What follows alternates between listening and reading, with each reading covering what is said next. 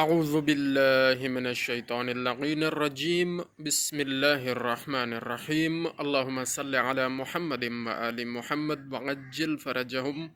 نہج البلاغہ سے خطبہ نمبر 10 مولا متقیان امام علی علیہ السلام ابن ابی طالب علیہ السلام آپ کے سامنے پیش کرنے کی سعادت حاصل کرتے ہیں۔ آپ نے فرمایا، شیطان نے اپنے گروہ کو جمع کر لیا ہے اور اپنے سوار و پیادے سمیٹ لیے ہیں۔ میرے ساتھ یقیناً میری بصیرت ہے، نہ میں نے خود جان بوجھ کر کبھی اپنے کو دھوکہ دیا اور نہ مجھے کبھی واقعی کوئی دھوکہ ہوا۔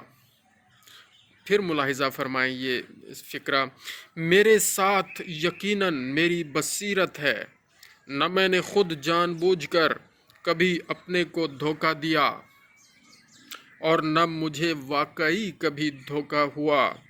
خدا کی قسم، میں ان کے ساتھ ایک ایسا حوض چھلکاؤں گا جس کا پانی نکالنے والا میں ہوں۔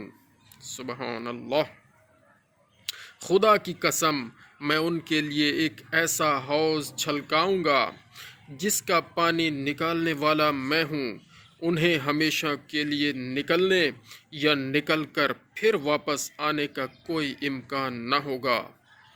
یہاں شیطان سے مراد حقیقی جو شیطان ابلیس ہے وہ بھی ہے، اور کیونکہ مولا نے یہ خطبہ ارشاد فرمایا تھا جنگ صفین کے موقع پر، تو اس ضمن میں بھی آپ لے سکتے ہیں، اس ضمن میں بھی لیا جا سکتا ہے۔ شیطان نے اپنے گروہ کو جمع کر لیا اور اپنے سوار و پیادے سمیٹ لیے ہیں۔ میرے ساتھ یقیناً میری بصیرت ہے، نہ میں نے خود جان بوجھ کر کبھی اپنے کو دھوکہ دیا اور نہ مجھے واقعی کبھی دھوکہ ہوا۔